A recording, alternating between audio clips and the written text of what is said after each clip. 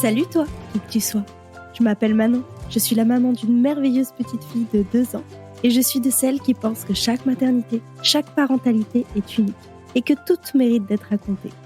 Alors ma mission autoproclamée est simple, amener ces histoires jusqu'à tes oreilles avec le plus de diversité possible pour que, peut-être, une d'entre elles t'aide, te booste, t'apaise, te rassure ou te bouleverse, et peut-être tout ça à la fois. Je te souhaite donc la bienvenue dans Première Couche.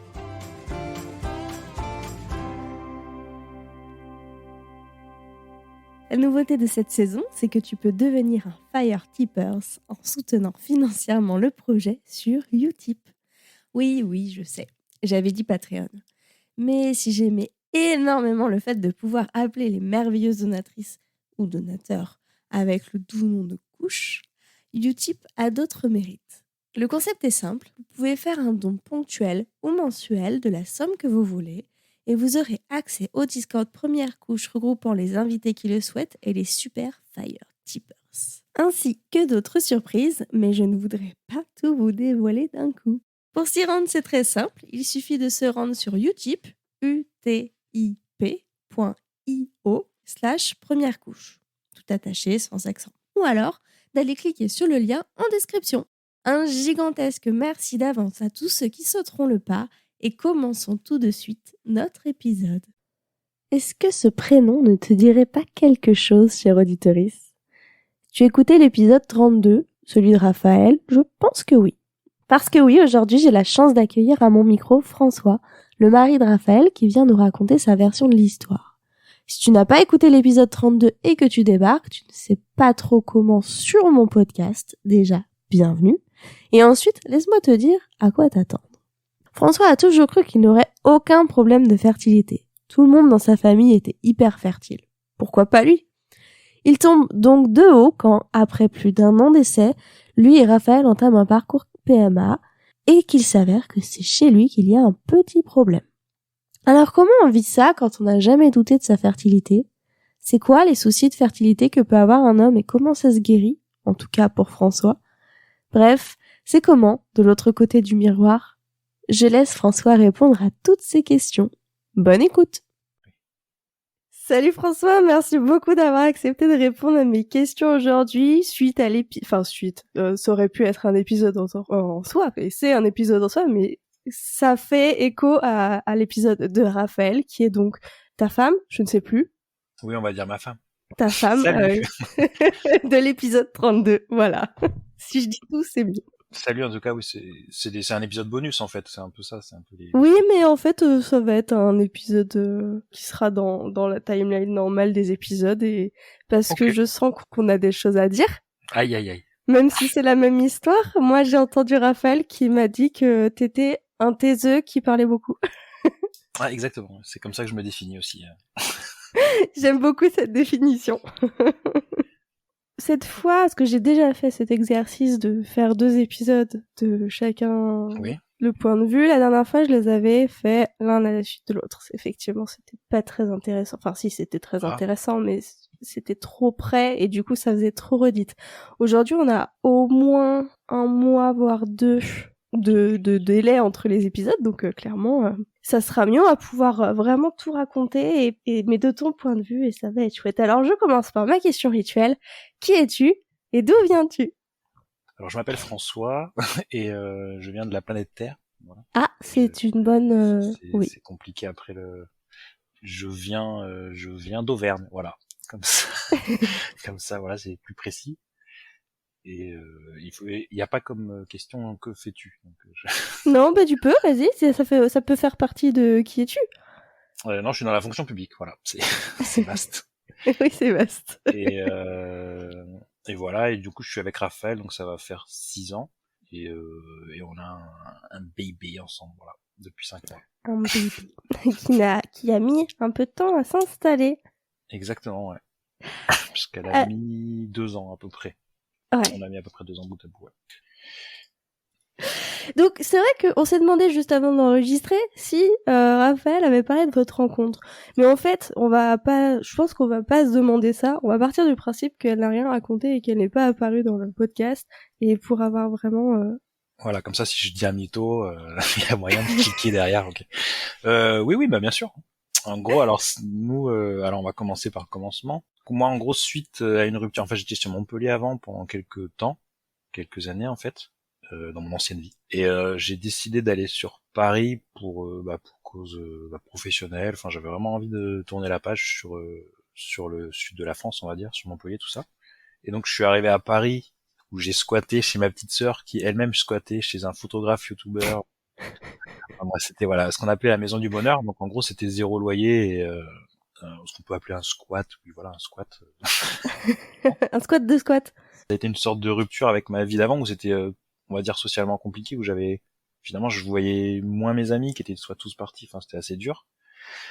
Et quand je suis arrivé à cette maison du bonheur, en fait, c'était une dynamique complètement ouf, on va dire, inspirante, créative. Enfin voilà, c'était une autre vie, une autre approche, et que j'ai demandé à ma petite sœur si je pouvais voilà me poser mes valises chez elle. Et elle était finalement elle était très enthousiaste parce que elle me l'avait déjà proposé 6 mois avant. Du coup, ça s'est ultra bien passé. Et dans cette colocation, il y a un de mes de mes collègues qui est d'ailleurs devenu plus ou moins influenceur maintenant, enfin influenceur de nos jours, qui me dit bah mets-toi sur OkCupid, qui est un site de rencontres.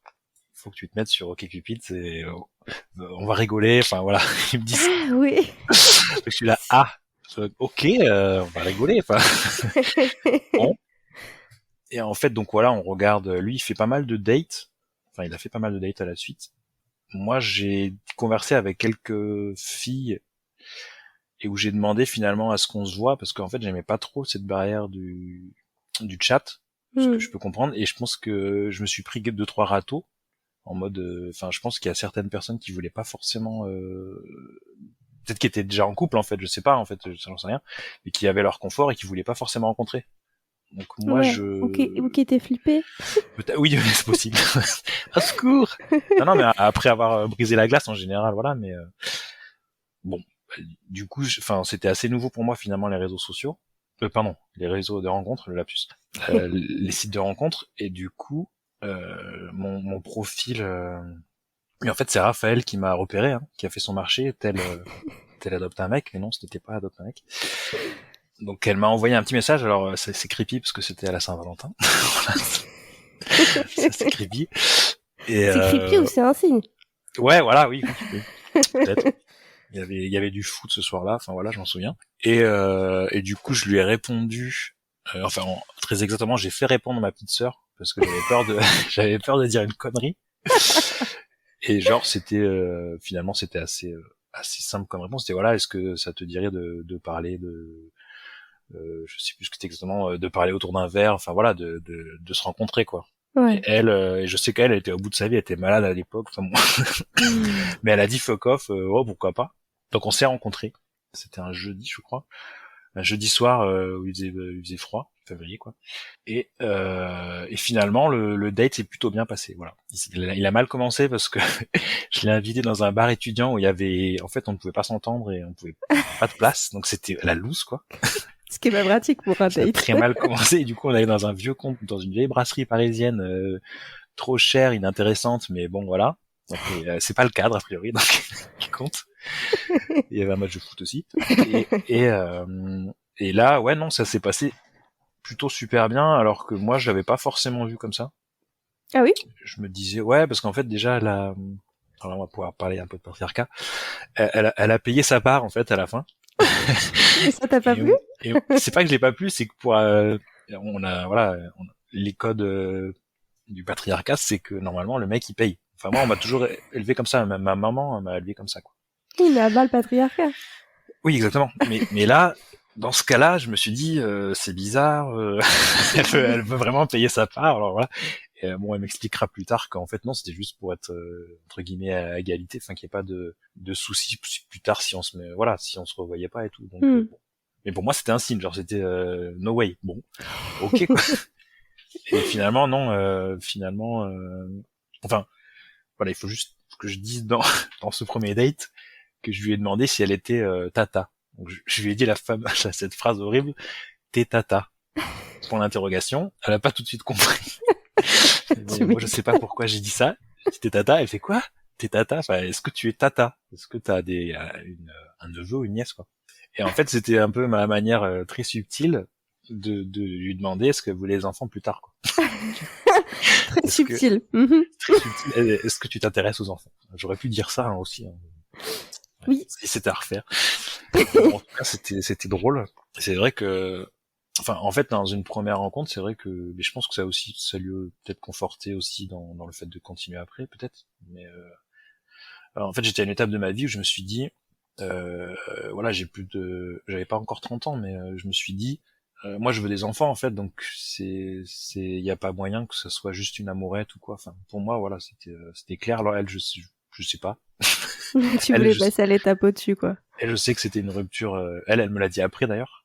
Elle m'a dit après que ça faisait 10 ans qu'elle était avec son copain avant. Ciao. Donc ça, ouf. Ça c'était un gros Pas de enjeu. pression. Oui, aucune pression. Bon. Record à battre. Et ouais. En gros, suite à ça, on a eu plusieurs dates où on a eu des atomes crochus finalement, et voilà, on en était. Et paf, Et ça fait des paf, ouais, chocs à pic. ça fait des bébés finalement. Donc voilà.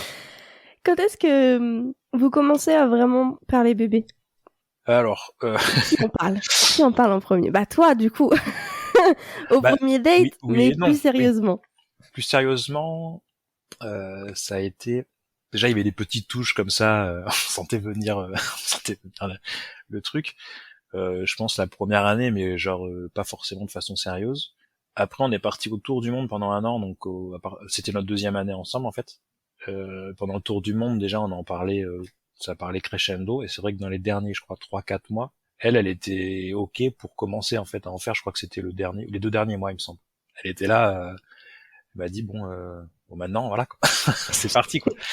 Et alors moi, alors en même temps, j'avais pas forcément envie qu'elle tombe enceinte en voyage. Il y avait, enfin, on est en Amérique du Sud aussi. Enfin, il y avait Zika. Enfin, bon, moi, j'étais un peu parano peut-être aussi. Aussi, ça me confortait dans l'idée que je préférais qu'on attende qu'on soit rentré en France. Hmm. Mais ouais, je dirais année 2, quoi.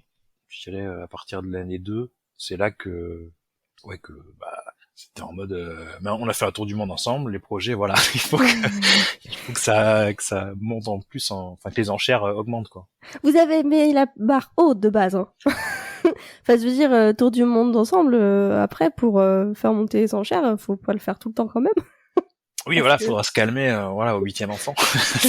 Ah ok, je note, 8e Non, non, enfant. non, mais ouais, blague à part, c'est vrai que c'est une expérience et que je suis pas facile à vivre, et je pense que des fois elle a des côtés pas faciles à vivre. Et du coup, c'est vrai que en fait, on ne vivait pas ensemble avant. Hmm. Donc finalement, ça nous a entre guillemets entraînés pour vivre ensemble, parce que finalement, voilà, l'intimité et tout ça. Pendant un an, être toujours sur la route. Du coup, quand on a acheté, quand on est rentré, on a acheté. Donc finalement, c'était cool. C'était cool, Raoul. Et finalement, après, Raphaël me dit ça. Moi, je suis plus mesuré là-dedans, mais elle me dit en gros, l'avenue du bébé, ça a été plus facile parce qu'on a fait un tour du monde et que finalement, ça nous a permis de gérer notre stress. Alors peut-être, mais je sais pas. Enfin, je me dis l'avenue d'un bébé, c'est tellement la chose. Enfin, comment dire, c'est incomparable. Donc je me dis, est-ce que c'est ça ou est-ce que c'est le fait que ce soit exceptionnel? Je sais pas. Ouais. Elle, elle m'a dit voilà, je suis persuadé de ça. Je pense qu'il faut, enfin, si tous les parents devaient faire un tour du monde pour élever un enfant, remarque, ça serait bien, il faudrait une sorte de prime, peut-être demander au gouvernement, voilà. Pourquoi pas, hein. Ouais, enfin, il y aurait... Ouais. Oui, mais ouais. Non, mais c'est vrai que ça... à défaut de faire des enfants ensemble, ça serait un très bon test de couple, Oui, oui, oui, aussi. clairement. Oui. Et alors, ça vient pas tout de suite? Et non, et non, et Comment non. toi tu vis ça? Moi, je me dis, le mec, quoi. Oh, ça va venir, ça va bien arriver. Enfin, surtout, j'essaie de la rassurer parce que, bon, le premier, deuxième mois, il y a pas de souci, hein.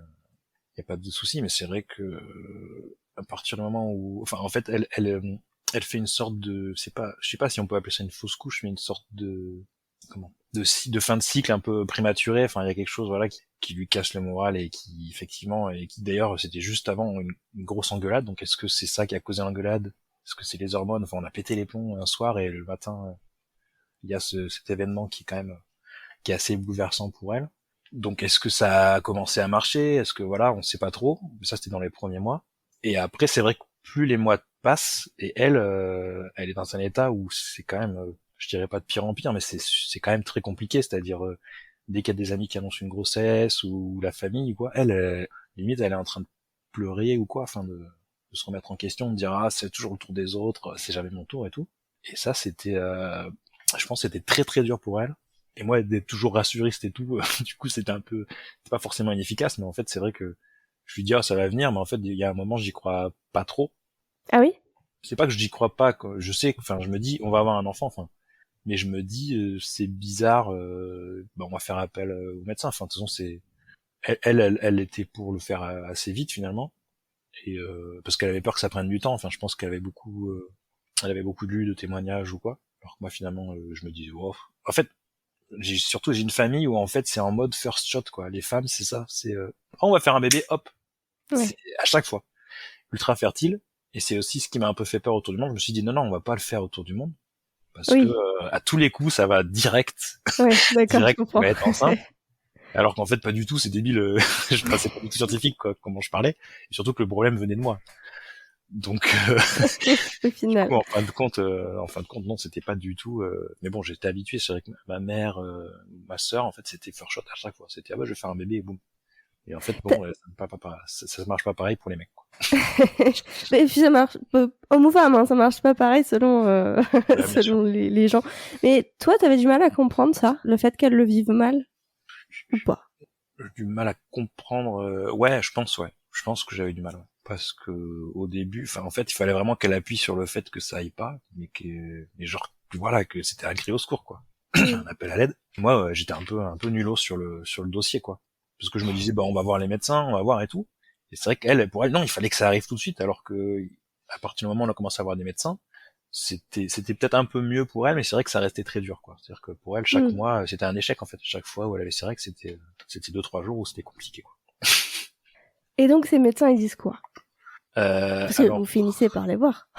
ouais. Alors, en plus, c'était le Covid, donc c'était en visio. Mais bon, ça c'est, pour le coup, ça n'a pas changé grand-chose.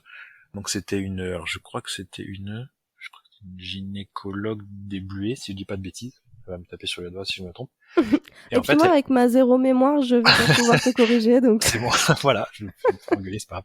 Non, en gros, on a plusieurs entretiens. Donc, on a un premier entretien qui se passe très bien, où finalement, la docteure s'oriente plutôt vers moi, en fait, en mode, bah, on va faire des tests pour vous, madame, et pour vous, monsieur, parce qu'il n'y a pas de raison. Et moi, je suis là, bah, ok, enfin, bah oui, en fait, on a raison, on sait pas, on est dans l'inconnu total, donc ok, allons-y. Et elle me dit aussi, il faut que je perde du poids, enfin bon, genre, Oui. c'est en mode, paf, faites attention, c'est ta faute. Et en fait, oui, c'était ma faute. Non, mais après, elle a été très cool là-dessus parce que, enfin, moi, ça m'a pas forcément étonné. Mais en fait, Raphaël me dit que il y a certains docteurs en fait qui genre ils ciblent la femme et puis le mec limite Ouais, ouais. malheureusement. Donc a priori c'est compliqué là-dessus. Donc là on a eu de la chance d'être encadré genre tout de suite. Elle a dit bah voilà donc elle a fait une batterie d'examens. Moi je les ai fait dans la foulée mais après elle finalement ces examens ils ont pas servi à grand chose. Ces prises de sang. Et du coup moi ça a été bah, direct spermogramme quoi.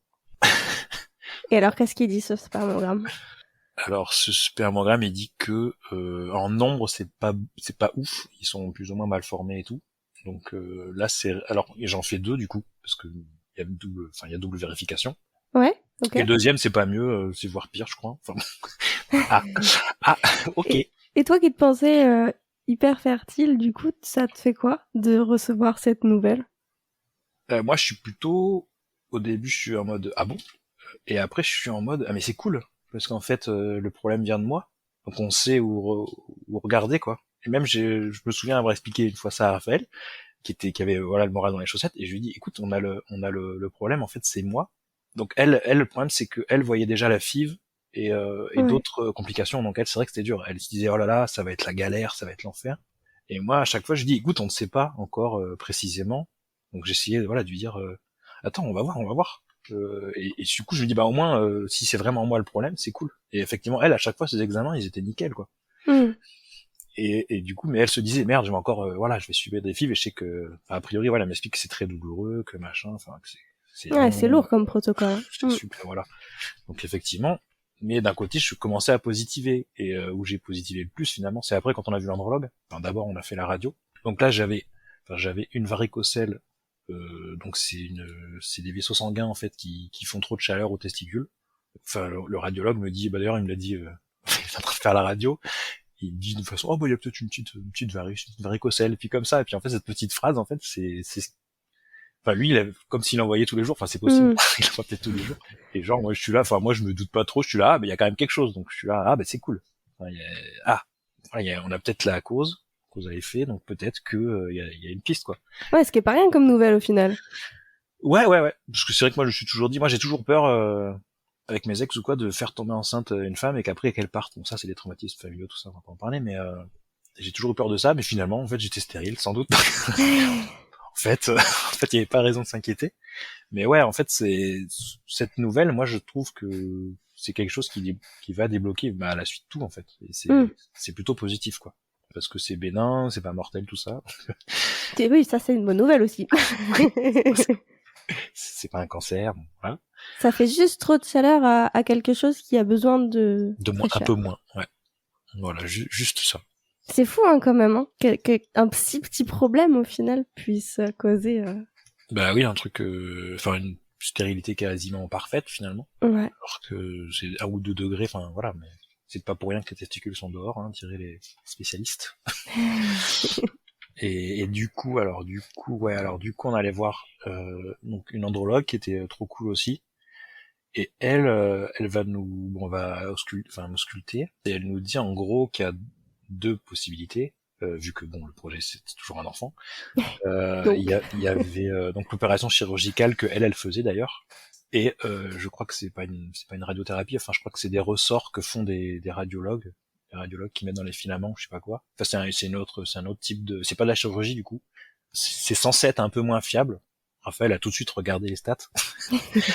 Elle a vu que la chirurgie en fait c'était normalement quand c'est bien fait. Puis là c'était une des spécialistes et tout qui fait au microscope. Enfin c'est un truc voilà. Une fois que c'est bien fait, c'est bon. En gros, on est reparti et on peut faire des enfants quoi. Alors que chez les radiologues, a priori, il y aura un taux d'échec qui était plus ou moins élevé, voilà, selon les chiffres. Donc direct, on est parti sur la chirurgie quoi. Toi, ça te convient? Oui, évidemment, puisque tu l'as choisi, mais ça t'appréhende pas du tout la chirurgie? Non, mais alors j'en ai jamais fait. Mais il y avait un argument, c'était que l'arrêt tombait pendant, j'ai encore parlé de foot, c'est terrible, tombait pendant l'Euro de football, voilà. Donc t'es fan de foot? Non, en plus non. Même pas? Non, même pas. C'est vrai que je regarde trop, mais ouais. Donc bon après c'est un petit cerise sur le gâteau quoi. Non mais sacré argument pour accepter la chirurgie quoi. L'arrêt tombe pendant. Ah oui. La carotte, c'est le foot, hein, chez les mecs, de toute façon, je suis beaucoup de mecs. Non, en vrai, ouais, il y avait quand même 2 semaines d'arrêt. Moi, j'en ai eu 3, en fait, au final. Et donc, en fait, nous, on percute pas forcément, genre, ça va quand même être, enfin, ça fait mal, quand même. J'imagine, oui. Ah. Mais, bon, non, je sais pas, je me suis dit, enfin, déjà, elle m'a bien conditionné, Raphaël. Elle me dit, elle m'explique ce que c'est que les FIV et tout. Et je me dis en fait si moi genre c'est passé 1 heure sur le billard et qu'après voilà j'en chie un peu, en vrai c'est nickel quoi parce que après on peut faire des enfants quoi. Mais attends, parce que là on parle chirurgie, mais t'as pas pris un petit traitement avant ça? Aïe. Parce que moi, alors on est d'accord que tout m'intéresse, mais ça particulièrement en fait. Ah oui c'est vrai que j'ai sauté la chronologie bizarrement sur ça. Je me disais que le traitement on est d'accord qu'il était avant. Oui. Alors on va revenir un petit peu en avant, on reviendra sur la chirurgie après. Le fameux traitement qui était très intéressant, hein. C'est une expérience sociale. Oui. En gros, alors j'avais aussi un problème hormonal, donc du coup on m'injectait des hormones que prennent les filles, il me semble, dans certains... Attends, je sais plus exactement le nom, mais en tout cas ouais ça dérègle un petit peu comme vous. Donc du coup je me rappelle, c'était en début, je crois que c'était février ou un truc comme ça, ou janvier, enfin début d'année, je vais travailler, je donne les consignes voilà à mon équipe et tout, et genre et d'un coup j'ai envie de me buter quoi. Genre je sais pas, j'ai envie de mourir, mais une subite envie de mourir alors que normalement non, ça va plutôt bien. Normalement ça va. J'ai le moral dans les chaussettes et tout, et je demande à Raphaël, enfin voilà, je suis là, j'ai vraiment un moral affreux, je sais pas ce que j'ai et tout, et elle tout de suite elle me dit en fait c'est ton traitement. voilà ce que ça fait les hormones. Je suis là, Ah ouais. Et je crois bien 3 ou 4 jours avant, j'ai pété les plombs. Il y a un jeu qui s'appelle Citadel, un jeu de société. Et genre j'ai pété les plombs. Et la pire crise de mauvais perdage de ma vie, je l'ai fait ce jour-là. Et il est possible que les hormones aient un peu conditionné le truc. Bah, j'ai à moitié fou quoi. Il est possible que... Oui, Mais ça a été conditionné en tout cas. Ça y est Ouais. développé. Mais wow. J'ai plus le nom en tête, parce que bah, pareil, la mémoire, mais oui, ce médicament, c'est quelque chose qu'on prend en tant que femme pour réguler les cycles.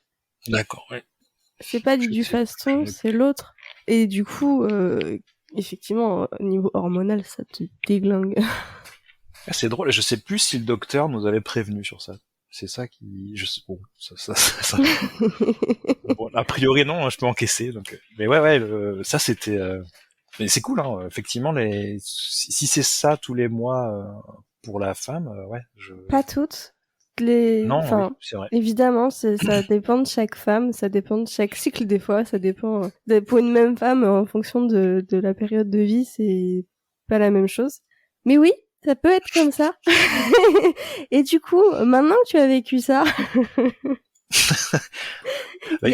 Il faudrait faire un rappel, je pense, tous les ans. qu'est-ce que tu en retires? Il faudrait que tous les ans on me remette des hormones, ça me remette à ma place un peu. Mais ouais, c'est compliqué. C'est quand on dit une femme maîtrise-toi, ouais non. Je le dis moins maintenant. Ne te maîtrise pas. C'est que c'est pas une question de maîtrise, c'est complètement Ouais, indépendant sûr. de notre volonté et surtout si on pouvait ne pas vivre ça, mais on le vivrait pas. Oui, oui non mais ça oui. Ça, je suis d'accord. Là je suis 100% d'accord. Hein. Raphaël disait que l'échographiste ou la gynéco, je sais plus, lui avait dit que tous les hommes devaient vivre ça. Oui, je crois que c'est l'échographiste, ouais, le docteur qui avait dit. Enfin même plusieurs. Hein, puis je pense qu'elle l'a dit à plusieurs spécialistes qui étaient là-bas. Du coup, oui, on a été suivis quasiment que par des femmes. Donc ouais, mais je crois que c'est l'andrologue aussi qui en a parlé. Ouais. T'es d'accord? Ah oui, pourquoi pas. Alors, je sais pas si ça va passer à l'Assemblée. Ça t'a pas traumatisé, quoi? Non, bah non, bien sûr que non. Non, mais c'est vrai que c'est une. Enfin, pour moi, c'est vraiment la chose marquante. C'était au boulot, je me suis dit, en fait, en plus c'était la rentrée des vacances. Je crois qu'un ou 2 jours après la rentrée. Mais genre, je me suis dit, j'ai envie de me flinguer, mais genre, il y a aucune raison. Mais j'en ai marre, quoi. Ouais. Et c'est venu comme c'est parti en plus. Donc. C'est ouf, ça. C'est violent. Ouais, c'est dur. Mais C'est dur. vous voyez, les hommes, on ment pas. Promis, on n'exagère pas. Ah oui. Alors, on va faire une proposition de loi. Moi, je propose. Oui. Oui, faut que ce soit remboursé par la Sécu, comme ça, ils le prennent. Mais ouais, non, oui, c'était intéressant, c'est sûr. De plus trop maîtriser ses humeurs et tout, et non, c'est à faire. Bon, reprenons le fil, alors. La chirurgie. Oui, donc du coup, l'opération en juin, bon, ben, non, mais c'était cool. C'était cool. Voilà, Okay. allez-y, les yeux fermés. Non, c'était en déambulatoire, donc on y allait le matin en marchant. Bon, on est bourré de calmants au réveil, donc on sent rien. L'andrologue a été vraiment très cool parce qu'elle m'a bien prévenu avant l'opération. Elle m'a bien prévenu de tout ce qui pourrait arriver et tout. Et effectivement, ce qu'elle m'a dit est arrivé. Elle m'a parlé de l'hématome ou ce genre de trucs. Donc, pour donner une idée, je pense que c'est le 3e ou 4e jour où là, ça enfle vraiment. Genre, au secours. Ah oui, ça fait peur? Ouais, j'aurais dû prendre une photo, mais non, j'avais pas l'humeur. Et en fait, j'ai appelé à ce moment-là mes parties génitales le grand schtroumpf, quoi. Parce que voilà, Ah pour oui, donner ok. une idée des couleurs, c'était Wow. compliqué. Et ouais, c'est assez. Faut pas trop regarder par là pendant ces quelques jours. Ça enfle vraiment, et je dirais qu'à partir de la 2e semaine, ça commence à vraiment se redégonfler. Bon, après, ça fait mal tout le temps. C'est pas que ça fait mal tout le temps, c'est que il faut pas trop bouger. Ouais. Faut pas trop marcher. C'est ce qu'ils disent, hein, faut pas faire de sport et tout. Un petit peu, ça fait un peu penser à après un accouchement chez la femme, c'est de pas faire de sport aussi. Mais bon, je pense que vous morfez plus, à mon avis, largement. Oui, je n'aurais pas osé Largement. cette Analogie, on peut la couper, mais on peut la couper. écoute, Non, mais il y avait que ça comme analogie, c'est bon. Il y avait que le pas faire de sport. Il y avait pas le reste. ouais, Il y avait pas les déchirures, tout ça. écoute, je te laisse te débrouiller avec les commentaires. Aïe, aïe, aïe, aïe, aïe, aïe. Aïe, aïe, aïe. Le mec qui est manspread l'accouchement. Non, mais en plus, c'est un tribut. C'est peu payé, en fait. Enfin, je pense que, en fait, imaginons, je suis là, non, mon intégrité physique, je veux pas me faire opérer. Il faut que ce soit toi qui fasses les FIV, démerde-toi. Bah, je trouve ça complètement injuste. Surtout que elle va, à la fin, l'accouchement, elle va le faire, quoi. Je ne peux que te plus soyer, mais malheureusement, il y a plein d'hommes qui pensent comme ça, qui veulent qu'il y ait une césarienne ou pas, en fait, elle a mal, donc à la limite, moi, j'en connais pas beaucoup de mamans qui ont fait des FIV et qui ont fait ça, mais a priori, ça a l'air c'est assez horrible, quoi. Ça peut durer des années, donc. Je ne peux pas le dire pour les autres parce que je ne l'ai pas vécu non plus, mais ça a l'air affreux, ouais. Et ça, et là, pour le coup, l'attente, c'est pas 2 ans, quoi. Donc, des fois, ça peut être beaucoup plus. Donc oui, voilà, je me suis dit, bah voilà, c'est une opération qui dure 1 heure et on a un peu mal 15 jours. Et les traitements marchaient bien. Je vous conseille la lamaline. L'opium, ça marche très très bien. Ça shoot? Ça shoot pas forcément, mais on sent rien, quoi. Ouais. On sent pas, ouais. Bon, après, donc au final, t'as eu une petite opération et la convalescence, ça a été, quoi. Ah bah oui, j'étais devant le foot. Ah oui, bah, du coup, t'as pu suivre l'Euro. Foot à la maison, voilà. Non, tranquille. Non, oui, non. Non, je regrette vraiment rien. Hein. Il y a une toute petite, voilà, entre guillemets, les séquelles, ça va être une toute petite cicatrice. Et enfin, je sais pas si je devrais le dire, mais je trouve qu'on sent plus ces testicules qu'avant. Elles sont plus présentes, quoi. Donc, ouais, est-ce que c'est parce que t'avais cette varicocèle que tu sentais moins, ou est-ce que je sais pas. Je sais pas. J'en ai parlé à l'andrologue, elle a dit bah vous allez sentir à vie en fait. Ah bon, ok. Et en fait non, ça va. Franchement, il y a 0 séquelle. Hein. Il y a juste une petite cicatrice derrière les poils pubiens, mais en fait, franchement, je la regarde pas tous les jours. Hein. Alors les hommes, vous voyez, on peut faire. Moi, j'arrête pas de dire les hommes, mais j'ai pas beaucoup qui écoutent le podcast, donc. Mais peut-être un jour, ou si quelqu'un veut envoyer cet épisode comme message à un homme, voilà, ça marche. On peut.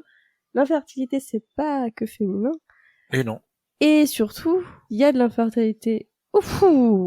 Infertilité masculine, et c'est traitable. Oui, en général, c'est traitable. Oui, pas toujours, évidemment. Il y a des formes, voilà, non traitables, mais la varicocèle, a priori, c'est ultra répandu, quoi.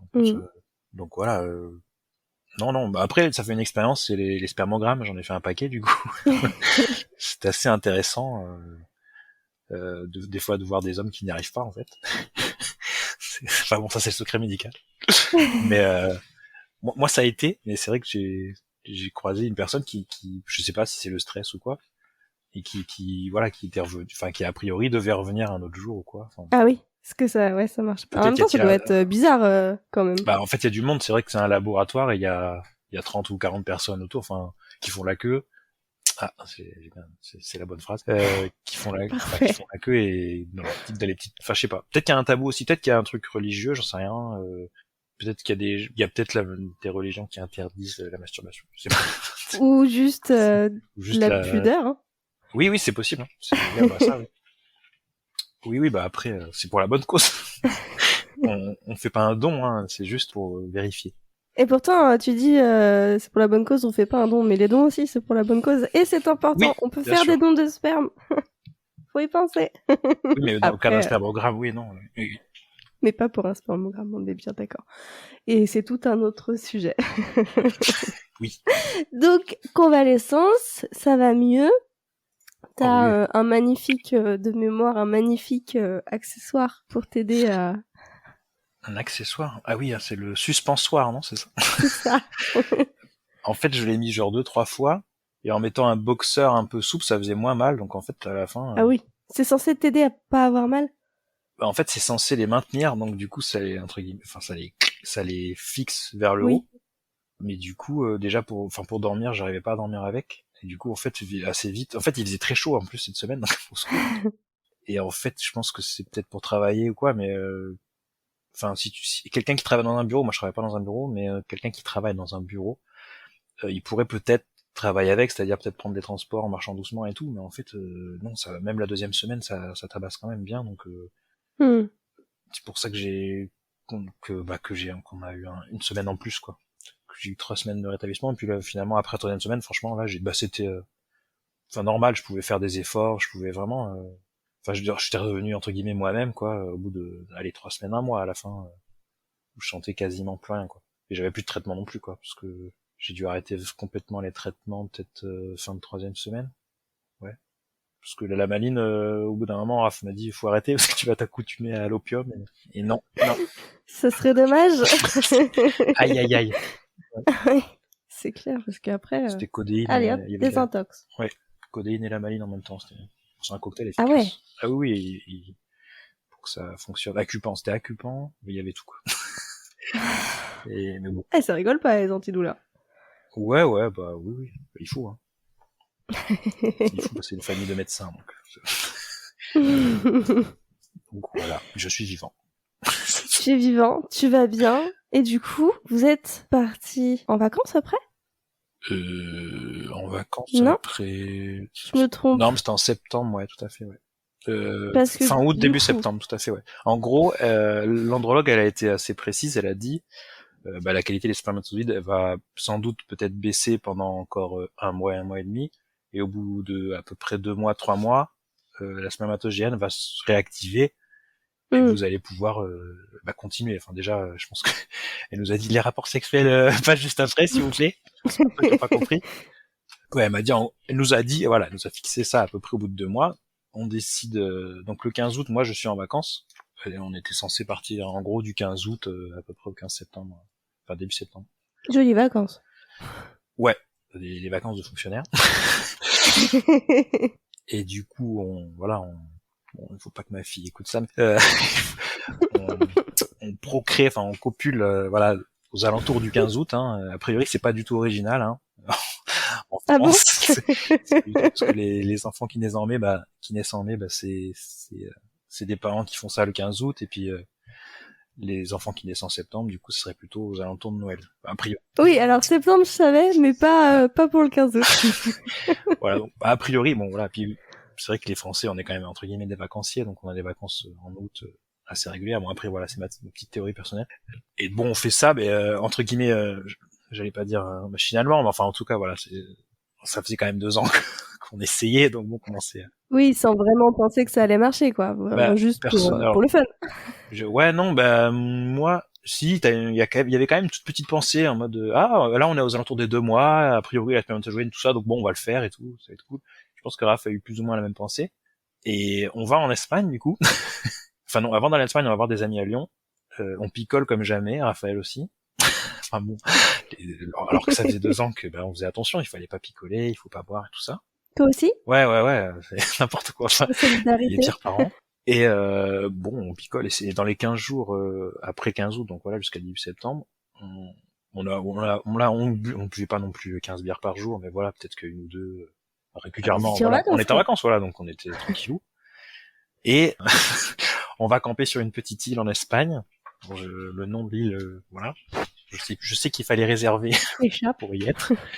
C'était une petite île où l'eau est froide. Et en campant, ah non, c'est pas ça. La soirée, on va tester un des restaurants qui est sur cette petite île. Et encore un petit problème hormonal sans doute. Et en fait, en Espagne, voilà, on peut manger, on mange tard. Hein, les Français qui sont à 19h, non. Et je pense qu'on est là-bas aux alentours de 21h. Je pense que c'est l'ouverture du resto. Et je prends une petite entrée que je devais partager avec elle, mais dedans il y a du fromage. Donc Raphaël peut pas manger la croqueta. C'est des croquetas au fromage. Raphaël peut pas le manger, donc elle s'impatiente un peu parce qu'en plus son repas ne vient pas. Et elle a dû attendre un truc comme 1 heure. Et cette heure, c'est peut-être une des heures les plus interminables de sa vie. Et de la tienne aussi, du coup. Ouais, mais, moi non, j'ai réussi à manger mes trucs. Et en plus, j'ai été servi juste après. Et elle en pouvait plus. Elle voulait tuer la serveuse, elle voulait tuer tout le monde. Encore, peut-être un syndrome, machin. Et je l'ai jamais vu comme ça parce que en fait, pendant ces périodes entre guillemets, oui, des fois il y a des voilà, ça s'écharpe machin, ou mais gentiment entre guillemets. Là, waouh, c'était elle pleurait, limite, enfin voilà. C'était, Ah son ouais, assiette ne venait pas. Donc, ah, c'était violent. la grosse hypoglycémie hormonale, peut-être, je sais pas. Et bon, on a su après, hein. Tu as pas du tout pensé sur le coup?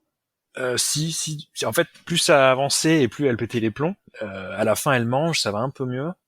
Et moi, je lui dis, enfin non, c'est elle qui dit, à tous les coups, je suis enceinte, mec. Enfin, à tous les coups, c'est ça, je suis enceinte. Bon, en même temps, elle avait dû dire juste avant, 3 minutes avant, ah, j'ai mes règles, je serai jamais enceinte. Enfin bon. Et elle me dit ça. Et moi, je lui dis, ah. Et elle devait faire le test de grossesse, parce qu'en fait, elle se surveillait, oui, j'ai pas dit ça, mais tous les mois, elle doit faire un test de grossesse, qui est obligatoire, parce qu'elle prend un traitement, qui fait que si jamais elle est enceinte, il faut qu'elle l'arrête. Oui. Et si elle n'est pas enceinte, faut qu'elle le continue. Voilà, c'est un truc comme ça. Donc du coup, en plus, elle est obligée d'avoir ce test de grossesse. C'est vrai que c'est un des trucs qui lui pourrissait la vie aussi, c'est qu'à chaque fois, Tu m'étonnes. c'était négatif. Donc Ouais. bonjour la dépression. Là, elle me dit, demain, je vais faire un test de grossesse. Enfin, de toute façon, il faut que je fasse un test de grossesse. Et moi, je lui dis, alors demain, tout bascule. Parce que demain, soit t'es enceinte, et en fait, ça a marché l'opération, soit t'es pas enceinte, et ce sera encore la loose, la dépression, enfin tout, voilà. Donc je lui dis ces mots, et bon, on mange, finalement. La fin de soirée se passe un peu... Et avant que tu continues, elle vivait très mal les tests négatifs, mais toi, tu les vivais comment, ces tests négatifs? Tu crois, enfin, À partir du moment où, de toute façon, je crois, je sais pas si elle l'a fait au premier mois après mon opération, sans doute qu'elle l'a fait, parce qu'elle était obligée de toute façon. Mais c'est vrai que les premiers, en général, j'étais là en mode bof, oui, c'est obligatoire, c'est nul. Et c'est vrai que, enfin, plus le temps passait, et plus j'étais en mode, là, c'est la loose et tout. Mais c'est vrai qu'elle est obligée, en fait. Donc c'est assez horrible, parce que si elle pouvait ne pas les faire, c'est vrai que voilà, quoi. C'était source, voilà, de problèmes. Elle a toujours voulu entre guillemets une grossesse un peu entre guillemets sans histoire, où elle serait pas médicalisée et tout. ouais, pour le coup, Finalement, oui, enfin, oui pas et la non. grossesse, mais la conception. Ouais, la conception, c'était plutôt médicalisé, même si je sais qu'il y a bien pire que ça. Donc Hmm. voilà, c'est en demi-teinte à la fin. C'était génial, mais c'est vrai que cette thèse de grossesse, c'était pas la joie. À part, Mais, voilà. mais encore une fois, tu parles de Raphaël, là. Moi, je te demande à toi, comment tu vivais ces tests négatifs? Moi, enfin, entre guillemets, je me suis toujours dit, on va avoir un bébé, quoi. Enfin, Ah oui, ouais, t'as je me suis toujours toujours cru? dit, moi, j'aurai un enfant, en fait. Je sais pas si il y a une pathologie qui existe, qui est la peur de ne pas avoir des enfants. Je sais pas si je l'ai ou quoi. Hmm. Et puis surtout, à partir de l'opération, enfin, à partir de l'annonce qu'il va y avoir l'opération, moi, j'y crois encore plus. Je me dis, c'est cool, on a la solution et tout. Et chaque fois qu'il y avait un peu de perte de morale, de raf, j'étais là, mais attends, on est, même j'ai demandé à l'andrologue, je lui ai dit, mais là, est-ce qu'on a de grandes chances, en fait, que ça traite ma stérilité, en fait? Et elle nous a dit, bien sûr, oui, voilà, quoi. Enfin, c'est normal, c'est son boulot, elle va pas nous répondre non, non. Mais effectivement, il y a de très grandes chances que voilà. Et en fait, j'ai l'impression que elle ne croyait même plus en ces tests, chaque fois qu'elle faisait des prises de sang ou quoi, et que tout était nickel. J'avais l'impression qu'elle n'y croyait pas. Hmm. Enfin, même si des fois il y avait des jours où elle me disait, ah, c'est génial, en fait, vu que c'est toi, c'est toi qui vas le faire. Au moins, entre guillemets, tu peux participer aussi à l'effort de guerre. Donc ouais, c'était en demi-teinte, mais je sais que moi, à partir du moment où on m'a dit, c'est une varicocèle, opération, tout ça, je me suis dit, nickel. Enfin, trop cool. C'est ce que je disais, je me dis, Ouais, non, mais c'est trop problème, cool, solution, il y a quoi. une solution, en fait. Enfin, et elle, je pense que, ouais, ça a peut-être trop mariné, peut-être ça faisait plus d'un an que c'était dur, et que elle, à partir du moment où, ouais, ça restait dur, en fait, pour elle, tous les mois, quoi. Ça, ça, c'était dur. Enfin, je me sentais un peu, un peu comme pendant l'accouchement, un peu inutile, quoi. Enfin, ouais. Mais je sais que je me suis jamais dit on n'aura pas de bébé. Ouais, tu as toujours cru. C'est fou. C'est cool. Ça fait ça en fait un qui espère pour deux. Ouais, dans ce cas, oui. Du coup, on en revient à ce jour, à la veille de ce fameux jour où tout bascule. Oui. Et donc vous rentrez, vous dormez. Non, Et il se passe quoi après? sous la tente, donc on dort sous la tente. Ils font la fête jusqu'à 2 heures du mat. Bon, Ah comme tous oui, les soirs. c'est au Ouais, camping. genre, il y a un resto juste à côté qui fait la fête d'ouf, donc on dort pas bien, mais c'est pas grave, c'est les vacances.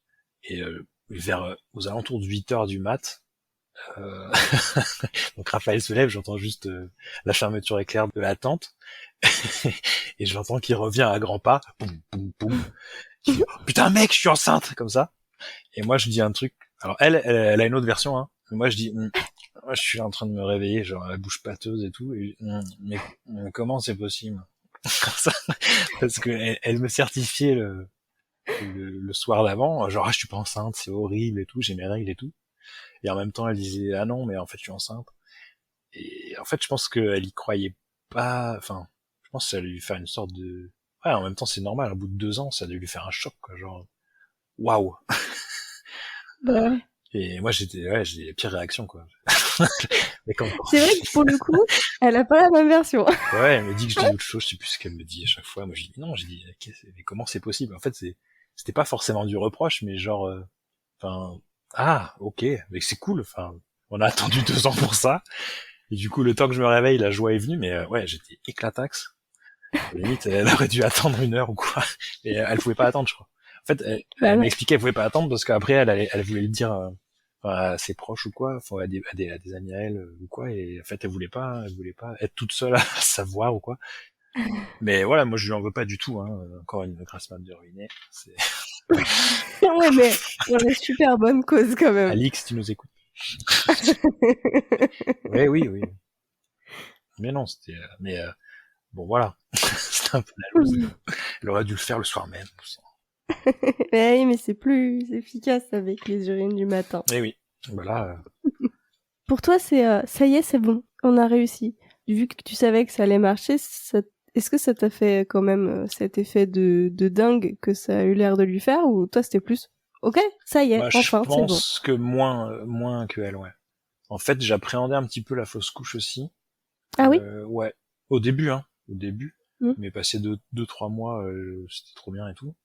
Mais j'étais finalement un peu plus réservé. Alors c'est débile, mais je sais pas. Je me disais on y est et tout. J'étais quand même sur un nuage, mais c'était pas. Je pense que c'était pas optimum comme elle, je dirais. Ouais. Parce qu'elle. Bah, on réagit tous aux 3 premiers mois différemment. Hein. Ouais, bah ouais. Moi, de toute façon, entre guillemets, le vrai choc, ça restera la naissance. Hein. Il est là. Enfin, elle est là. Mais alors, pour les hommes peut-être. oui. Là, il faut avoir la joie pour 2, hein, du coup, parce que là, c'est compliqué. Ouais. Après, Raphaël, elle aimait bien trouver des stratagèmes pour annoncer sa grossesse après, donc à ses parents. Et ça, c'était vraiment, c'était super, quoi. De voir la joie des gens. Finalement, bon voilà, je vais me nourrir de leur joie, de leur réaction à eux. Mais ouais. Voilà. Après, c'était abstrait pour toi aussi, non? Abstrait, pas au début. En fait, la vraie anecdote, j'étais chez mes grands-parents juste avant qu'on parte en Espagne, donc en vacances. Et Raphaël, elle m'envoie une photo d'elle dans l'escalator avec son nouveau sac, parce que ça acheté un nouveau sac pour les vacances, tout ça. Et genre, je vois que elle avait pas de soutif, et je vois que ses seins, ils sont énormes, quoi. Mais genre un peu meuf, voilà, quand même, je sais, pas de soutien-gorge, mais là, quand même. Et je crois que j'ai montré la photo à ma mamie, et même ma mamie, qui a quand même plus de 90 balais, non, elle a presque 90 balais, elle a réagi en mode, ouais. Et même moi, j'étais en mode, ouais. Donc voilà, faites enceinte. Ouais, un petit peu, elle a pris des seins. Et ouais, a priori, c'est ce qu'on dit, enfin, certaines, je pense que ma mère, elle dirait ça, elle dirait tout de suite le corps, plaf, il se prépare et tout. Bon, je sais pas trop, mais c'est vrai que cette photo, bon, peut-être c'était l'angle, je sais pas. C'était peut-être ça aussi, enfin. Une dizaine de jours. Oui, il y a des femmes, ça se voit direct, hein. Là, ouais, là, pour le coup. Donc, entre guillemets, peut-être que j'ai été spoilé, je sais pas. Ou alors, peut-être que je m'y attendais trop. Et que du coup, à la fin, bah, en fait, ouais, elle est enceinte, ouais, bon, bah, faut attendre 9 mois, mec. Ah, putain. Oui, certes. Mais, ouais. Il y a quelques trucs à faire avant les 9 mois, quand même. Ouais, oui, c'est sûr. Mais, bon, après, voilà, du coup, elle pouvait plus, elle a eu, juste quand elle l'a su, elle a commencé, à vomir, quoi. Genre, tous les jours, quoi. Ça, c'était impressionnant aussi, quoi. Enfin, je me rappelle, d'un soir, on est rentré dans un petit hôtel et où une des employés avait fait cuire des œufs genre très forts, enfin frits je crois, et genre ça puait, mais genre au secours. Et, et j'ouvre la chambre et je vois Raphaël non, c'est pas ça, c'est en ouvrant la chambre, je dis à Raphaël, elle se bouche le nez, et d'un coup moi je lui fais l'expression, ah c'est les œufs, hein, c'est les œufs, hein. Et là hop, elle court vers les toilettes, les grosses galettes et tout. Oh la vache. Non mais c'est une expérience. Pour le coup, elle a eu toutes les étapes. Elle a eu l'intégralité. Elle a eu les vomissements et tout. Ouais, c'est pas ouf. Les nausées pendant quasiment 9 mois. Ouais, Elle a c'est dur. vomi 2 fois pendant l'accouchement aussi. Les vomissements pendant 9 mois, c'était impressionnant. Oui, c'est impressionnant, mais malheureusement, on s'habitue. Parce que au début, j'étais là à lui faire des tapettes dans le dos, voilà, parce elle me demandait aussi, enfin voilà, elle voulait le soutien, quoi. Ouais. C'est vrai qu'il y a 2-3 fois, ou 40, où je l'ai pas fait, parce qu'en fait, il y a des jours où elle le faisait, genre 3-4 fois, c'est entre guillemets la routine, mais chaque fois, en fait, je dirais, chaque semaine où elle arrivait à ne pas avoir de nausée, en fait, oh, cette semaine, j'ai pas eu de nausée, bah, ça ratait pas, genre, Ouais. journée après ou quoi, ça recommençait, ou chaque fois qu'elle mangeait un peu gras, direct, quoi. C'était compliqué, quoi. Et il y a ma grand-mère paternelle qui, justement, disait, ah bah, tu vas voir, moi, pendant 9 mois, c'était ça, quoi. Donc, bonne chance. Et effectivement, ça a été ça, alors que je sais qu'il y a des femmes où elles s'arrêtent aux alentours de 3 mois. Il y a des femmes qui n'ont pas de nausée, il y a des femmes... Oui, pareil, hein. Ça dépend. Ça dépend des grossesses, ça dépend des femmes, ça dépend des... Et oui. Donc, il y a aussi, oui. Et alors, l'accouchement. Aïe, aïe, aïe. J'étais pas là. Mais si, t'étais là. Tu t'es senti inutile, j'ai l'impression. Ouais, complètement, mais je pense que à peu près tous les mecs, hein, en vrai. Et pourtant, vous êtes tellement utile. Allez, vas-y, raconte-moi. Donc, on a fait un week-end chargé parce que Raphaël voulait vraiment accoucher. Hein. Elle en avait marre, c'était déjà un bébé annoncé gros, donc elle aurait pu être déclenchée, je pense, en avance, mais je crois que ça s'est joué à 40 grammes, un truc comme ça. Et ils auraient pu la déclencher, mais il manquait 40 grammes au bébé. Donc, mais il n'était pas macrosome, quoi, c'était juste un gros bébé, quoi. Et du coup, elle devait accoucher le 15 mai. Et nous, on a fait la Nouba, je me rappelle, on a regardé l'Eurovision jusqu'à pas d'heure chez des potes samedi soir. Le dimanche, c'était le 15 mai, le jour d'avant. On est allé laver la voiture à 1h du mat, enfin bon, les mecs, un truc que personne ne fait. Mais elle en pouvait plus, quoi. Genre, elle était là en mode, bah, j'ai envie qu'elle sorte, quoi. À un moment, ça suffit. Bon. Et effectivement, elle faisait beaucoup d'escaliers, de promenades, de machin. Et on est allé, il me semble que c'était dimanche matin, on est allé faire un petit salon de l'artisanat. Donc 11e, tranquille, voilà, bon, le jour du terme. On est quand même le jour du terme, donc et puis on est le week-end aussi. Donc je dis, je crois que c'est en fin d'après-midi. Elle, bon, le bébé est toujours pas là, a priori. A priori. Et, vous le sauriez. En fin d'après-midi, elle dit, je vais aller marcher au parc. C'est un parc où il y a beaucoup d'escaliers. Puis c'était un petit peu sa routine finalement. Tu viens avec moi et tout. Et moi, je suis là, non, encore en mode mec. Hein. Non, je vais faire une sieste à la place. Parce que c'est bien aussi de se reposer avant. Et a priori, oui, on nous a toujours dit, il faut bien se reposer avant. Mon Raphaël, pas du tout. Donc elle allait marcher. Et là, les premières contractions ont commencé là, quoi. Donc, des vraies un peu sérieuses. Donc elle revient en disant ça. Je suis là, ah, bon, c'est cool. Et du coup, moi je suis pas forcément dans le déni, mais je réalise petit à petit. Elle se met au bain pendant 2h30, parce que je crois que j'ai déjà vu ce conseil-là. Elle se met dans un bain avec les contractions. Donc elle est là, elle contracte quasiment pendant 2h30. Jusqu'à je crois 19h, début de soirée, pardon. Et là elle ressort et le troll, il y a plus de contraction. Ah. Donc elle est là, mais what? Donc bon, on va se reposer parce que ça a l'air imminent quand même. Et du coup, je sais plus si elle appelle la maternité. Non, je crois bien qu'elle appelle pas en fait le dimanche soir. On a discuté là-dessus et à la fin elle a pas dit non. On va voir. Et en gros on y va que si ça revient, quoi, en gros. Enfin, à la fin, on a ce compromis. Donc, du coup, je retourne me coucher, elle retourne se coucher. On dort même pas dans la même chambre. Et bon, 6 heures pétantes, bam, là, c'est le branle-bas de combat. Donc, elle me réveille, c'est parti. Déjà, plus de grasse mat. Ouais. Et Alix, bon, c'était un lundi matin, hein. C'était, en plus, je me suis dit, bon, je m'étais posé, non, je m'étais pas posé un congé, parce que vu que le terme était censé arriver là, j'étais censé Non, si, ouais, j'avais posé un congé pour le 15, et après j'étais en congé, entre guillemets, paternité, quoi. Ouais. Mais j'ai envoyé je me rappelle, ouais, envoyé un message à ma boss, parce que de toute façon, enfin, c'était mort. Déjà dimanche soir, je savais que c'était mort, que j'allais pas travailler lundi, quoi, c'était mort. Donc j'ai fait bon, voilà, il faut que je sois là, tout ça. Donc je lui avais envoyé un message, j'avais dit, elle m'avait répondu, je crois, un truc comme bon courage à la fin. C'est marrant. Bon courage à la maman. Et du coup, on va à la maternité en voiture, donc qui est pas loin du tout, donc voilà, ça se passe bien. Et là, cette fois-ci, il ne la renvoie pas à la maison parce que c'est vrai qu'elle a fait pas mal de voyages à la maternité pendant sa grossesse. Et là, bah du coup, bah ça y est quoi, c'est parti. Donc là, on est parti et du coup, c'est même pas stressant en fait. Enfin, je pense qu'on a même pas le temps de stresser. C'était quoi le projet de l'accouchement? Que le bébé il sorte. Ouais. Mais en fait, vu que le bébé était trop gros, elle pouvait pas avoir la baignoire, enfin la salle où on peut accoucher dans l'eau. Ah, la salle nature? C'est ça, ouais. Là, de toute façon, elle savait déjà qu'elle avait pas le droit. Ah ouais? Ouais, on lui avait dit de toute façon, le bébé est trop gros, donc en fait, c'est niette. Bon, Ok.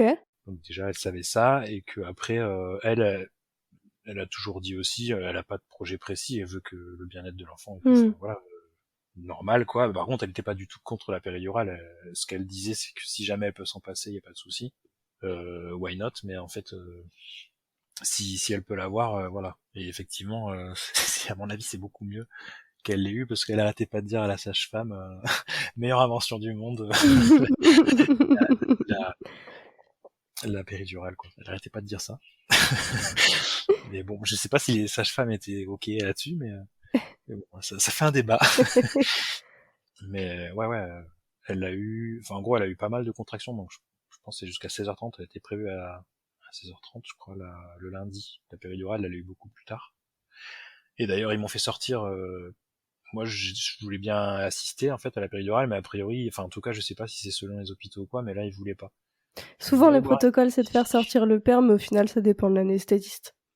Aller boire un café. Donc, bon, je vais boire un café, et dans 20 minutes, elles m'ont dit dans 20 minutes vous revenez, donc je reviens 20 minutes à la minute. Et en fait, c'est pas fini. Donc là, je me dis bon. Et a priori, en fait, donc Raphaël me le dit après, mais ça s'est trop mal passé, quoi. Genre, elle s'est ratée une fois, la docteure, et l'anesthésiste, quoi. En plus, il y avait un interne qui assistait, enfin bref. C'était horrible. Et en fait, la deuxième fois, elle a enfoncé, mais genre, elle est en force, et genre, ça lui a fait trop mal, genre, un 10 sur 10 en douleur, enfin, un truc horrible. Et moi, j'étais pas là, en plus, donc super. Peut-être que c'est mieux que je sois pas là, remarque, dans ce cas-là. Et bon, du coup, ça marche un peu, enfin, la péridurale, je pense qu'elle a peut-être pas été faite super bien, parce que ça marche que d'un côté de son corps. Ouais. Mais bon, ça marche à peu près, et du coup, c'est vrai que elle était quand même contente de l'avoir eu, malgré tout. Et à la fin, donc là, on a eu les heures de travail. Alors, je sais plus le total, ça doit être à peu près 30 heures de travail au total. Wesh. Sacré accouchement, quand même. En gros, bah, c'est vrai que c'était dur. C'était pas... Moi, je m'attendais franchement à la césarienne. Ah ouais? Ouais, j'avais peur. Enfin, j'étais là en mode c'est mort. Alors, Pourquoi? il n'y avait pas forcément de raison. Bah, je me suis dit c'est un gros bébé en fait. Bon voilà, césarienne. Et puis en plus, c'est mon chat noir de mamie qui me disait, enfin c'était de son côté en tout cas, pas du côté de ma femme, qui disait que, je crois que statistiquement c'était collé césarienne. Et effectivement, genre c'était, je crois que ma tante c'était césarienne, la première de ma sœur c'était une césarienne. Enfin bref, ma cousine c'était une césarienne, Ah, la donc, femme tu cousin t'étais c'est une césarienne. conditionné Ouais, j'étais là en mode césarienne. bon bah c'est parti. Le côté toute la famille hyper fertile sauf toi, Ouais, voilà, ça ouais. t'a pas Non, vacciné. Tu t'es embêté, je suis mal dirigé. Et non, et pour le coup, de son côté, c'était 0 césarienne avec des gros bébés. Donc effectivement, c'était la stat inverse complètement. Et en gros, le col s'ouvre à peu près progressivement comme il faut, en fait, jusqu'à 10. Je revois le confort. Déjà pour la maman, il n'y a pas de confort, mais pour le papa, les sièges. S'il vous plaît, donnez de l'argent aux hôpitaux publics, s'il vous plaît. Oui. Et en gros, bon voilà, avec un contrôle toutes les demi-heures, il contrôle le bien-être du bébé avec une sonde. Et nous, on l'a entendu tout l'accouchement, le battement du cœur du bébé. Alors je pense que c'est peut-être pour le fliquer, tout simplement, parce qu'il se disait peut-être qu'il y aura des complications et tout. Oui, sous péridurale, on est en monito continu. Donc, ah ok. Bon, ça va être ça, alors. Tout simplement. Et du coup, ça, à la fin, ça nous berçait presque, en fait, ces petits battements de cœur. C'était assez drôle, ça, déjà de communiquer. Enfin, en tout cas, elle communiquait avec nous. Dès que ça s'accélérait un peu avec les contractions et tout, c'était assez ouf comme truc. Puis, enfin, en tout cas, voilà, c'est dur. C'est dur pour elle. Moi, je suis là, je sers à rien, c'est dur, mais moins. Vous aviez eu de la préparation à l'accouchement, je me souviens plus. Oui, tout à fait. On a fait toutes les séances. Ouais. Et toi, on t'avait pas dit comment tu pouvais aider? Oui, alors j'étais bien briefé, mais c'est tout. Parce que déjà, pour les positions du ballon, là, les positions de confort avant la péri, je l'ai aidé, voilà, une ou deux positions vite fait, mais en fait, elle elle faisait une sorte d'apnée, enfin d'exercice respiratoire qui la calmait. En fait, dès que je m'approchais d'elle ou que je la parlais ou machin, elle me disait chut, laisse-moi tranquille, quoi. Genre, c'est devenu un peu genre tout le temps, alors laisse-moi tranquille et tout. Donc du coup, je lui ai fait le fameux coup de l'eau là en pchit qu'on met sur la tête, qui sert pas à grand chose, je pense. Ah, ça fait trop du bien. Enfin moi, ça m'a fait trop du bien. Je redemanderai ce genre de truc, de tenir un peu la main ou quoi, d'essayer de la soulager. Mais c'est vrai qu'on se sent un peu inutile. C'est vrai que c'est dur de. En fait, ce qui marche le mieux, c'est quand même de lui dire je suis fier de toi, je t'aime, quoi. Enfin, de toute façon, y a pas de. C'est important. Et ça, il faut surtout le dire déjà à partir de l'accouchement et tout. Pendant 3 mois. Mais tout le temps 3 mois tous les jours, il faut le dire parce qu'en fait c'est. Pourquoi 3 mois? Pourquoi arrêter au bout de 3 mois? D'accord. Oh mince. Aïe. Oui, non, c'est vrai. Mais je veux dire, il faut le ressasser, genre, il faut le rabâcher. Parce que c'est vrai que le moral pour elle, ça se voyait que c'était dur. Puis la vague, etc. C'était compliqué, quoi. Alors pour en revenir à l'accouchement, donc, elle est à 10 cm. Donc en gros, le bébé vient pas. Et là, il y a alors c'est la gynéco qui vient et qui dit moi je reviens dans 20 minutes et s'il y a pas de bébé, césarienne, quoi, en gros. Sympa. En fait, a priori, c'est fait exprès, quoi, pour provoquer la maman. Un petit coup d'adrénaline.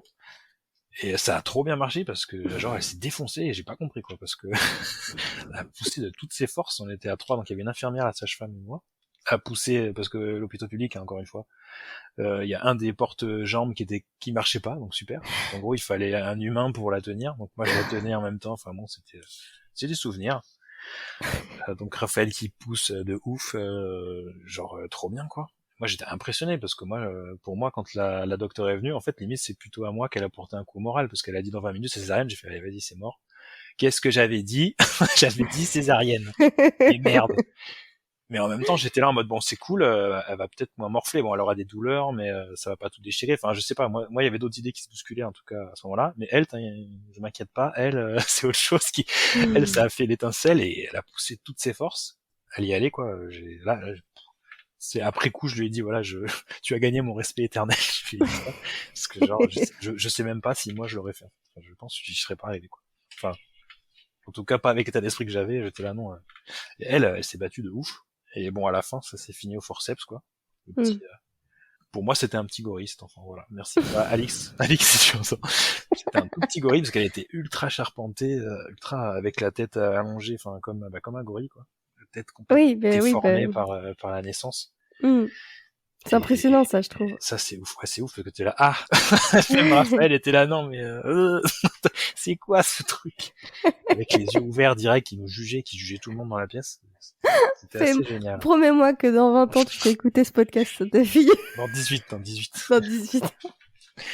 Ouais, mais vraiment, moi, c'était ces pensées-là.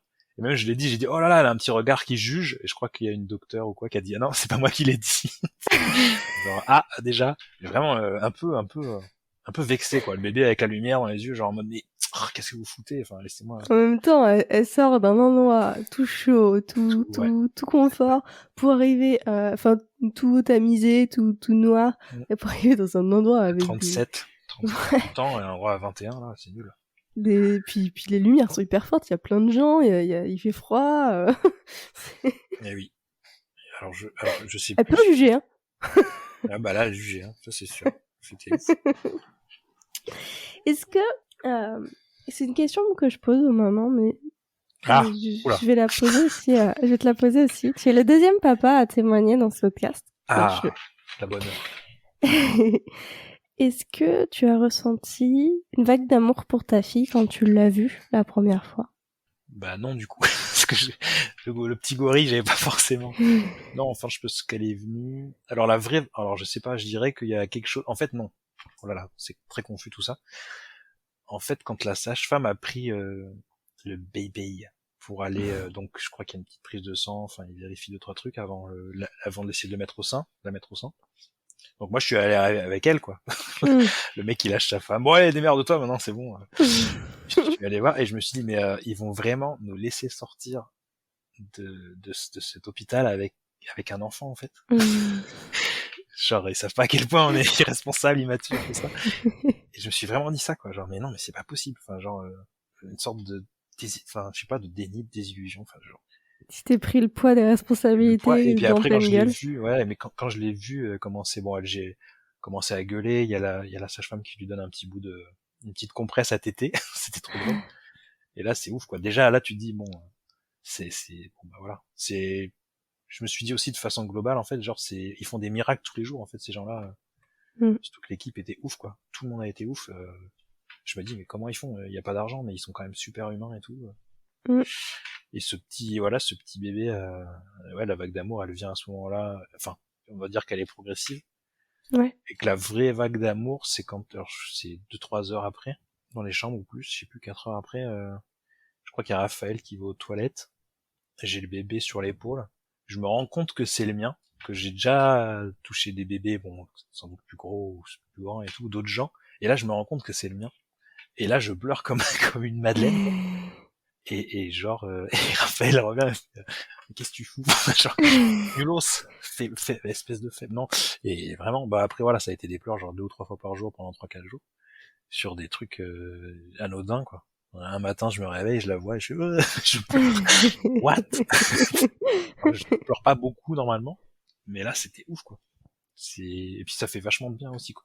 Pour le coup de pleurer, ça digère un peu les sentiments. Je pense que ça gère un peu.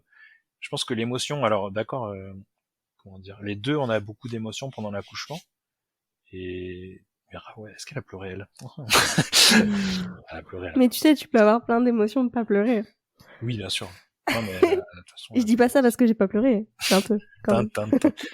Pleurer d'épuisement, peut-être, on va être. Ouais, oui, peut-être. Oui.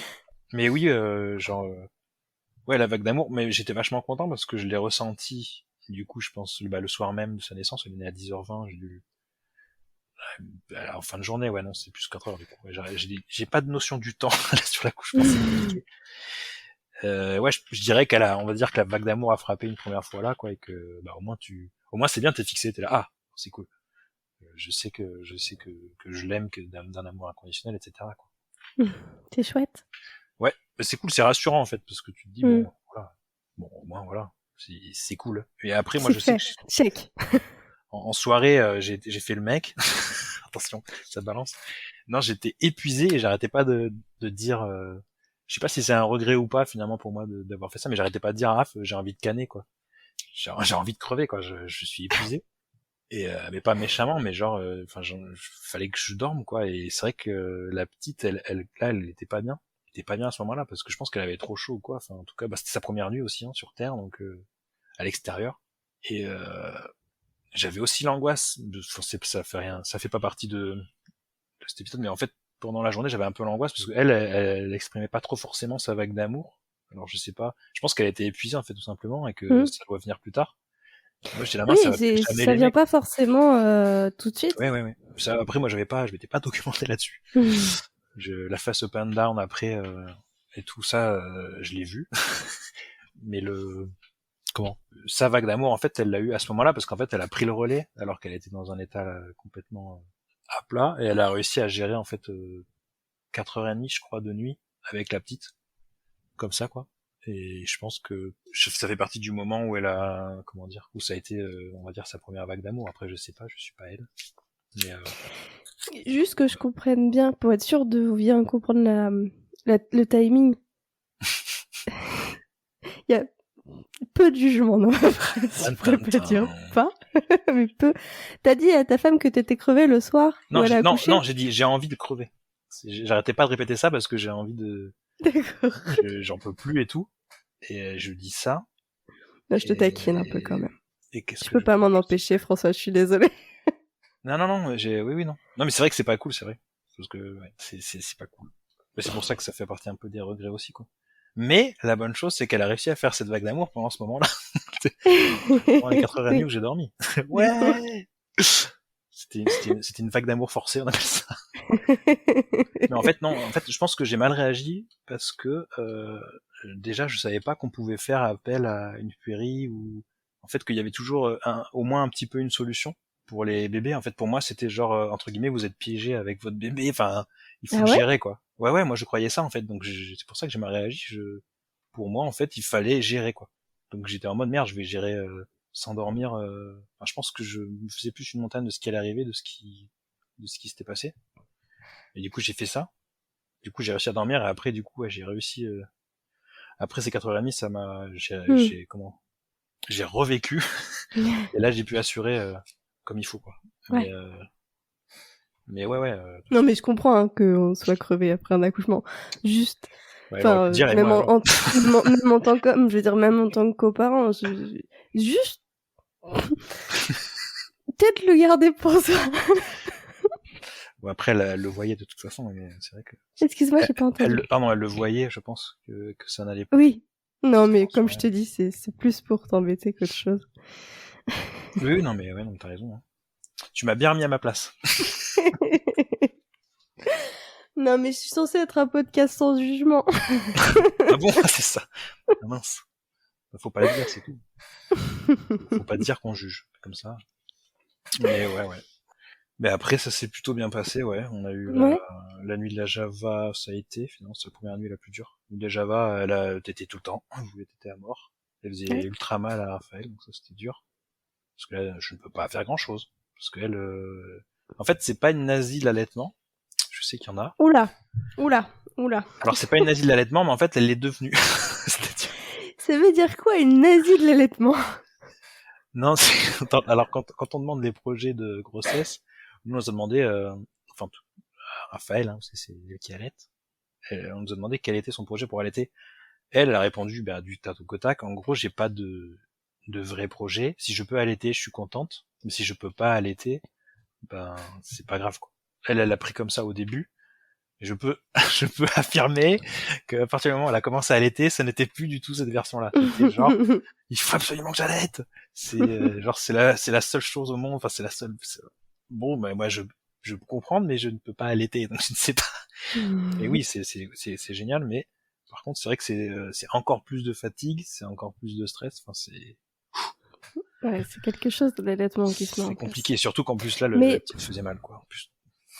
est-ce que c'est pas aussi compliqué les biberons qui se mettent en place quand l'enfant il boit pas ce que tu penses qu'il va boire quand Pour moi, de toute façon, c'est compliqué Oui, le début oui. avec un enfant. Et les premiers mois avec Alix et Raphaël en postpartum, ce qui est quand même quelque chose.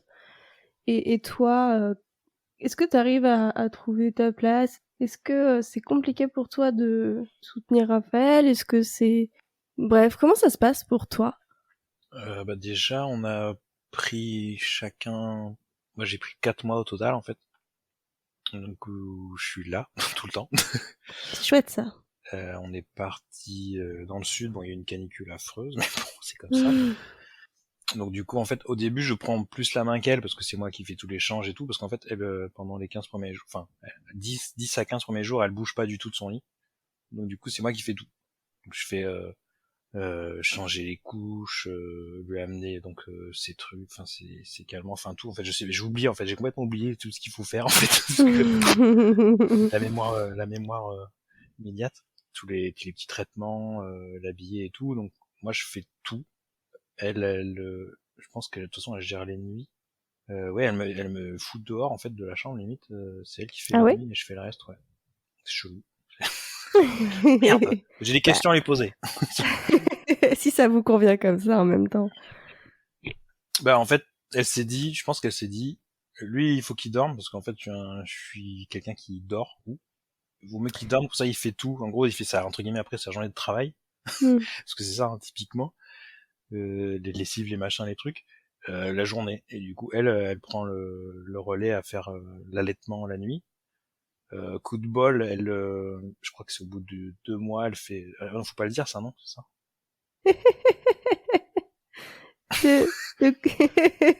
Elle fait saigner au bout de 2 mois, tu peux le dire. Donc oui, voilà, en gros, en fait, on s'est répartis, je pense, comme ça, de manière assez naturelle, finalement. Avec le cododo, en fait, on avait le cododo, donc elle était comme ça, la nuit.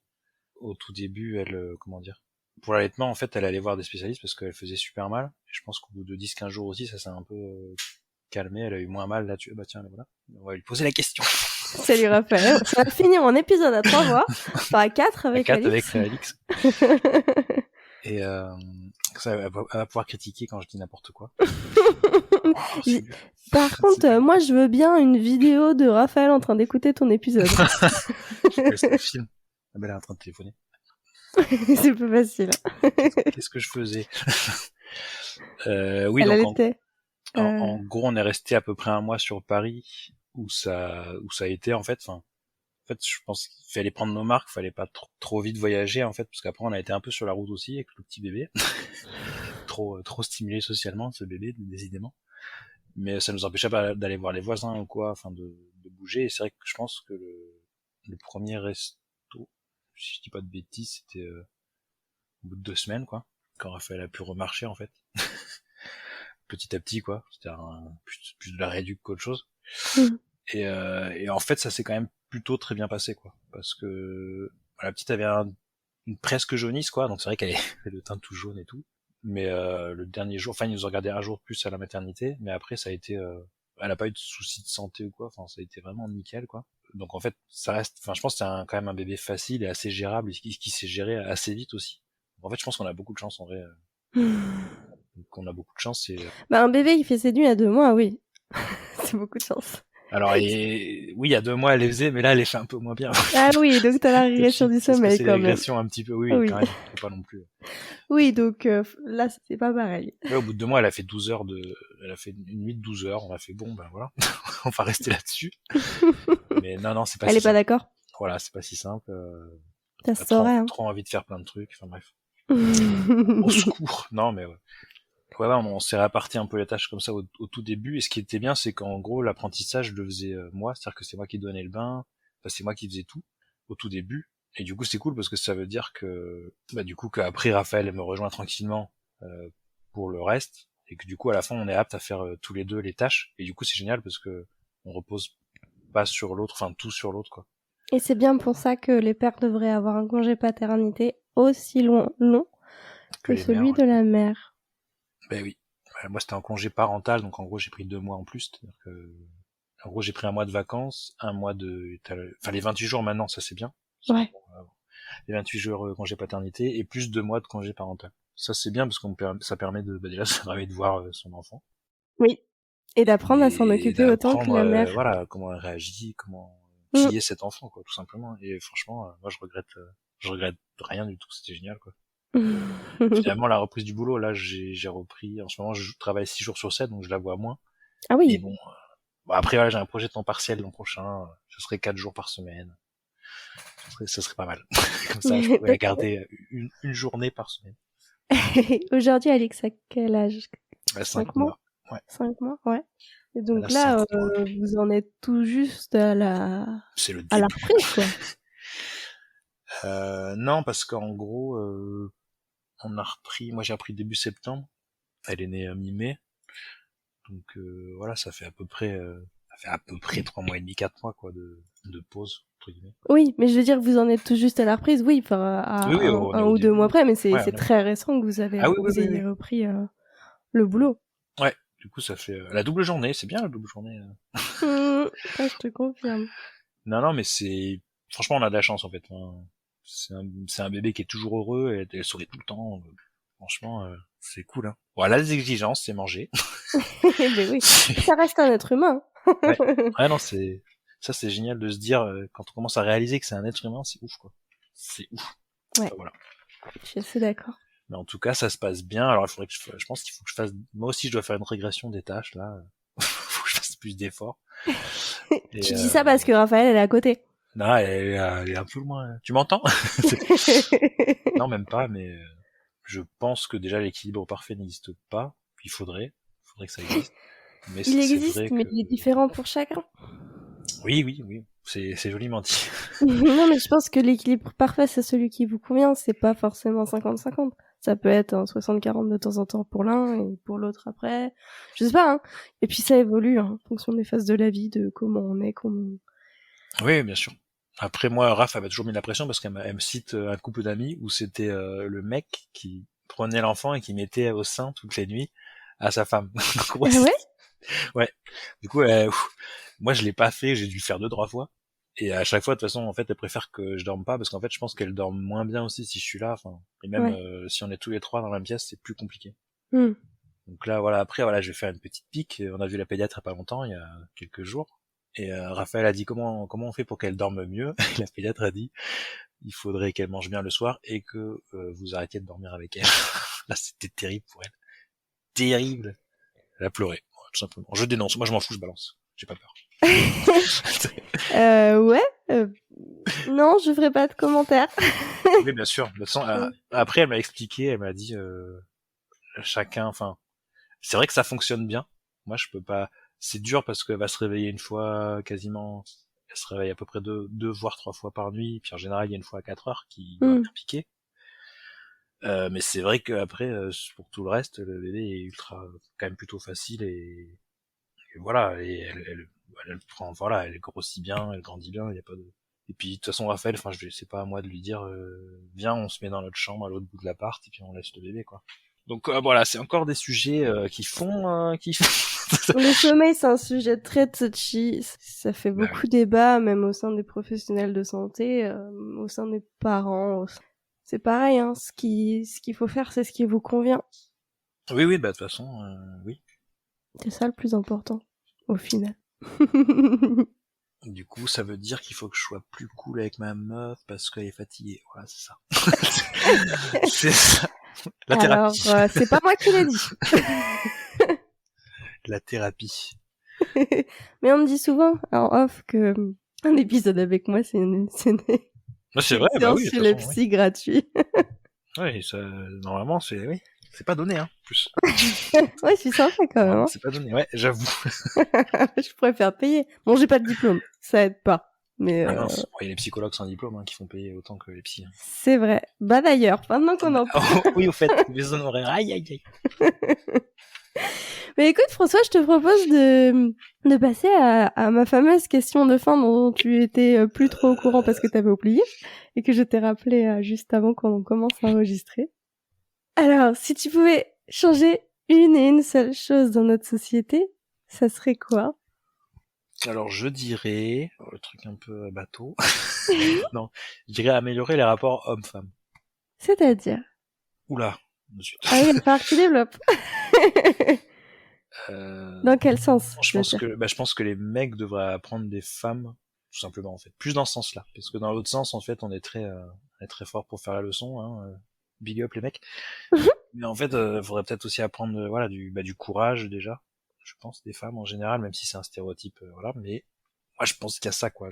Moi, j'ai été élevé par ma mère, avec 2 sœurs, et j'ai toujours plus ou moins vu l'inégalité ou comment étaient traitées les femmes, en fait. Et bizarrement, c'est moi qui le voyais presque plus que ma mère, en fait. Donc, Ah ouais? Ouais, je sais pas, elle a jamais... Je pense que ma mère, elle aurait pu être féministe à mort, et en fait, bof. Je sais pas. Donc, je me dis, il y a peut-être quelque chose à creuser là-dessous, en fait, que voilà, je pense qu'en tant que mec, on devrait plus apprendre des femmes, en fait, de manière globale. Ouais, ça marche. Merci beaucoup, François, pour ce temps et tout ça, parce que c'était vraiment chouette. J'ai passé un bon moment. Et moi, pareillement. C'était super. Et ben, je suis très contente. Et il ne me reste plus qu'une chose à te dire. À bientôt. À bientôt. Et puis, tu passeras le bonjour à Raphaël et Alix qui sont juste à côté. Ouais, je n'y manquerai pas. Merci, François. Salut. Ciao. Voilà, j'espère que cet épisode t'aura plu. J'adore avoir toutes les versions d'une même histoire, je trouve ça toujours passionnant, et cette fois-ci ne fait pas exception. Et c'est aussi important de dire que non, évidemment non. Il n'y a pas que les femmes qui ont des soucis de fertilité. Je t'attends sur mon Instagram Première Couche pour discuter de cet épisode. En attendant, si tu veux m'aider à développer ce podcast, tu peux me rejoindre sur Utip et laisser 5 étoiles sur Spotify et Apple Podcast ainsi qu'un commentaire. Ça m'aiderait vraiment. Mais surtout, tu peux partager cet épisode autour de toi pour que peut-être il puisse aider une personne de plus. Sur ce, à très vite!